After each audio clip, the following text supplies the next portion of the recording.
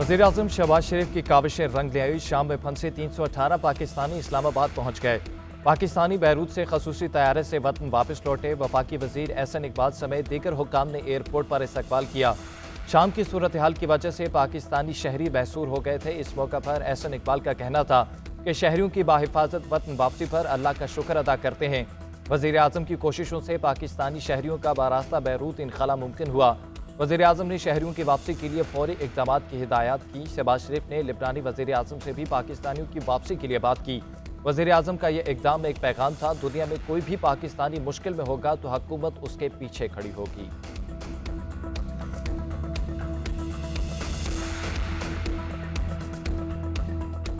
अभी आपने कहा जी कि फलां तारीख तक बात करो वरना हम सिविल नाफरमानी शुरू करेंगे। ऐसे नहीं होता ना, तलवार मत लटकाएं हमारे सरों के ऊपर। आप अगर बातचीत करना चाहते हैं सो बिस्मिल्लाह। पुरम एहतजाज कोई अल जिहाद के नारों से शुरू होता है। हमने कहा हम लोग सारों के साथ मुज़ाकरात के लिए तैयार है। पहली चाल चलेंगे वो, या फिर वो ऑफर करेंगे तो फिर आगे चीज। और जब तक पॉलिटिकल डायलॉग आगे बढ़ेगा नहीं तो मुल्क तरक्की का है। तो उनके साथ बैठने के लिए सब तैयार है और जो 9 में वाले उनके साथ बैठने के लिए तैयार हैं, जो 26 नवंबर वाले हैं उनके साथ बैठने। हुकूमत और पीटीआई में मुज़ाकरात बयानात से आगे न बढ़ सके। स्पीकर एयाज सादिक से असद कैसर की मुलाकात, दोनों अतराफ से सख्त गैर मौक़िफ़ रखने वालों को समझाने पर इत्तफाक। सिविल नाफरमानी की तलवार लटकाकर मुज़ाकरात नहीं हो सकती। पीटीआई मुज़ाकरात करना चाहती है तो सौ बिस्मिल्लाह, हम तैयार हैं। अपना पुराना तरीक़ेकार तर्क कर दें। हुकूमती सेनेटर इरफान सदीकी का मशवरा। सेनेट में इज़हार ख्याल करते हुए कहा, क्या ये पुरअमन एहतजाज मारो मर जाओ और अल जिहाद के नारों से शुरू होता है? अभी कोई बाज़ाब्ता मुज़ाकरात शुरू नहीं हुए। हमें नहीं मालूम बानी का मुज़ाकरात के हवाले से क्या नुक्ता नज़र है। वजाहत कर दें, क्या वो चोरों के साथ हाथ मिलाने को तैयार हैं? अपोजिशन लीडर उमर अयूब का भी जवाब, कहा हम सब के साथ मुज़ाकरात करने को तैयार हैं। कमेटी भी बना दी, लेकिन जो बात करना चाहे वो बाइख्तियार हो। हमारा मुतालबा असीरान की रिहाई है। 9 मई और 24 नवंबर के वाक़यात पर जुडिशल कमीशन का क़याम है। मुज़ाकरात ना हुए तो सिविल नाफरमानी की तहरीक चलेगी। शौकत यूसुफजई की धमकी।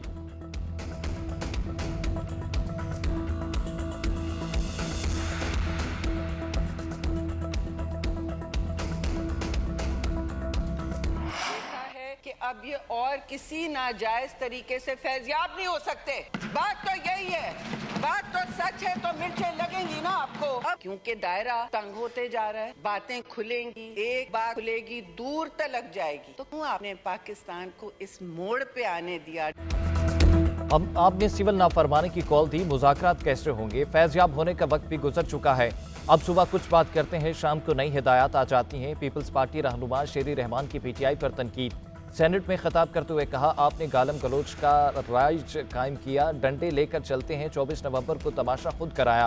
पार्लिमान को हमेशा ठुकराया। कौम से पहले मुआफ़ी मांगे, हम फिर आप पर एतबार करेंगे। पहले मुल्क को बचाने की बात करें, फिर बातचीत करेंगे। आप कौम से माफ़ी मांगे तो फिर ट्रुथ कमीशन को देखेंगे। हम जलाओ घिराव को आज़ादी नहीं समझते। हमने सियासी तहम्मुल से काम लिया। बुनियादी हकूक़ के मामले पर पीपल्स पार्टी का नाम ना लिया जाए।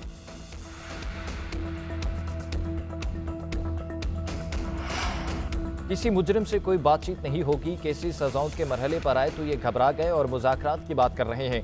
हमने मिसाक मईशत की दावत दी तो इन्होंने इनकार किया। हुकूमती सेनेटर तलाल चौधरी के मुखालिफिन पर ताक ताक करवार। कहते हैं 26वीं तरमीम ना हुई होती तो 26 नवंबर वाली बगावत कामयाब हो जाती। पार्लिमान में पहली बार पार्लियामेंट बनी। पीटीआई की सियासत इखलाकियात से आ रही है। अब टक्कर के लोग फौजी मसनूआत के बाइकॉट पर आ गए हैं।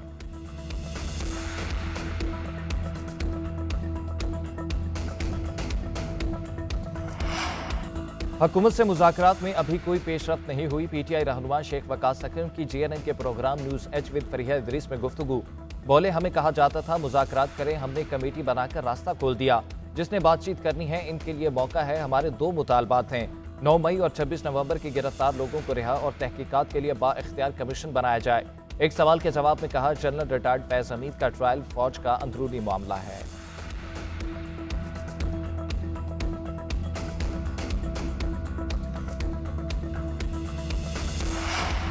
मदारिस रजिस्ट्रेशन तनाज़े के जिम्मेदार सदर आसिफ अली जरदारी करार। क्या पार्लियामेंट से मंजूर शुदा एक्ट पर सदर दोबारा एतराज़ कर सकते हैं? जब 26वीं तरमीम पर दस्तखत हो गए तो फिर इस बिल पर क्यों नहीं किए? नवाज शरीफ, शहबाज शरीफ और आसिफ जरदारी एक पेज पर नजर आ रहे हैं। हुकूमत ने रवैया न बदला तो अवाम की तरफ जाएंगे।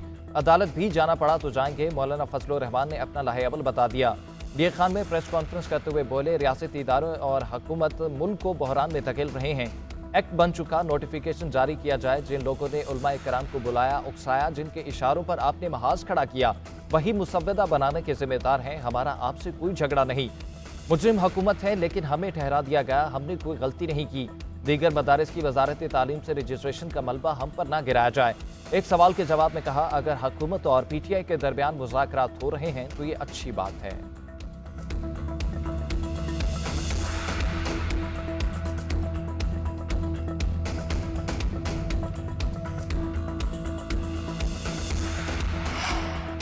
तोशाखाना 2 केस में बानी पीटीआई और बुशरा बीबी पर फर्द जुर्म आयद। रावलपिंडी के अडियाला जेल में स्पेशल कोर्ट ने फर्द जुर्म आयद की। बानी पीटीआई और बुशरा बीबी का सेहत जुर्म से इनकार। बानी पीटीआई को कमरा अदालत में पेश किया गया। बुशरा बीबी भी अदालत के रूबरू हाजिर हुई। केस की इब्तदाई तहकीकात नैब ने की थी। नैब तरमीम की रोशनी में केस FIA को मुंतकिल हो गया था। सितंबर 2024 में FIA ने जरूरी तहकीकात की कार्रवाई के बाद चालान जमा कराया था। उधर 190 बिलियन पाउंड रेफरेंस पर समात हतमी मरहले में दाखिल। बानी पीटीआई और बुशरा बीबी के 342 के बयानात रिकॉर्ड करने का अमल मुकम्मल, बयानात पर दस्तखत कर दिए। बानी पीटीआई आखिरी मरहले में दिफा में गवाह पेश करने के अपने जवाब से दस्तबरदार हो गए। बुशरा बीबी ने भी कोई गवाह पेश न करने का कहा। एहतसाब अदालत के जज ने समात 17 दिसंबर तक मुलतवी कर दी। हतमी बहस के बाद एहतसाब जज रेफरेंस पर फैसला करेंगे।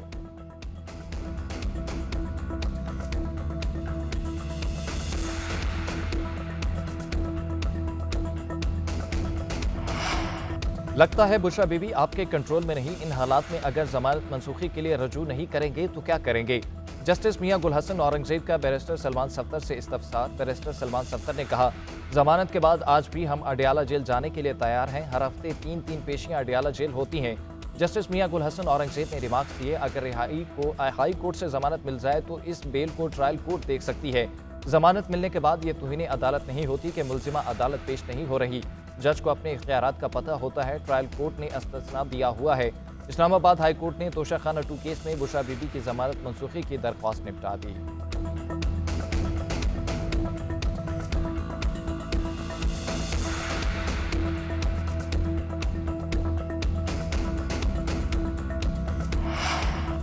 फौजी अदालतों में सिविलियंस के ट्रायल के खिलाफ अपीलों पर समाअत। सुप्रीम कोर्ट आईनी बेंच ने वफाकी हुकूमत से 9 और 10 मई की FIRs और तफसीलात तलब कर ली। जस्टिस जमाल बंदुखेल ने रिमार्क्स दिए कि फौजी अदालतों का पूरा केस आर्टिकल 8 के गिर्द घूमता है। जो शख्स आर्म फोर्सेस में नहीं, वो उसके डिसिप्लिन के नीचे कैसे आ सकता है? जो महकमा ज़राअत में है, उस पर महकमा ज़राअत के डिसिप्लिन का इतलाक होगा। जस्टिस मुसर्रत हलाली ने कहा, ज़ाती अनाद पर फौजी का कत्ल अलग और बलूचिस्तान में तर्ज पर फौज पर हमला अलग चीज़ें हैं। जस्टिस जमाल बंदुखेल बोले, अगर ऐवान सदर पर हमला होता है तो मुल्जिम का ट्रायल इंसदाद दहशतगर्दी अदालत में होगा। अगर आर्मी इमलाक पर हमला हो तो ट्रायल मिलिट्री कोर्ट में होगा। वजारत दिफा के वकील ख्वाजा हारिस ने दलाइल दिए कि अदालत के पास आर्मी एक्ट दफा को कलअदम करार देने का इख्तियार नहीं। मखसूस हालात में पर भी सिविलियन पर आर्मी एक्ट का इतलाक होता है। समाअत आज दोबारा होगी।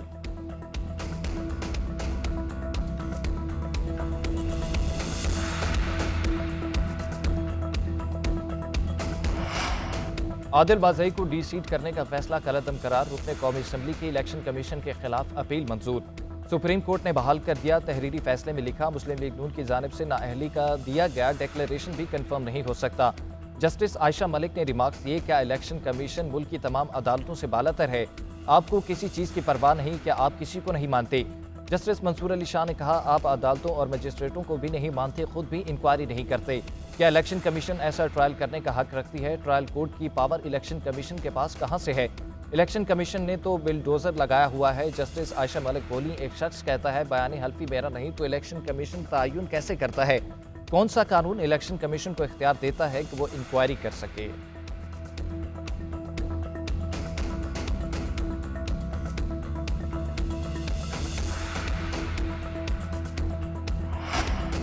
बिजली बिल्स की मद में बकाया जात हुकूमत वसूलियों के लिए मुतहरिक। वज़ीर तवानाई अवैस लगारी ने चारों वज़राए आला को खतूत लिख दिए। कहा, बिजली कंपनियों की बेहतरी के लिए इस्लाहात कर रहे हैं। बकाया जात की वजह से पावर सेक्टर में जारी इस्लाहात मुतासर हो रही हैं।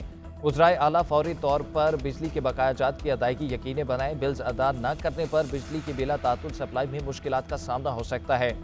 सिंध वफाक का 59 अरब 67 करोड़ रुपए का मकरूज, केपी के जिम्मे 8 अरब 88 करोड़ के वाजिबात, पंजाब ने 38 अरब से जायद और बलूचिस्तान ने 39 अरब रुपए अदा करने हैं।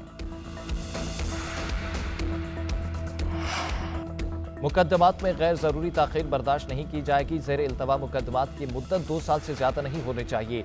चीफ जस्टिस याहिया अफरीदी का इजलास से खिताब। सुप्रीम कोर्ट कराची रजिस्ट्री में जेल इस्लाहात से मुतल्लिक इजलास।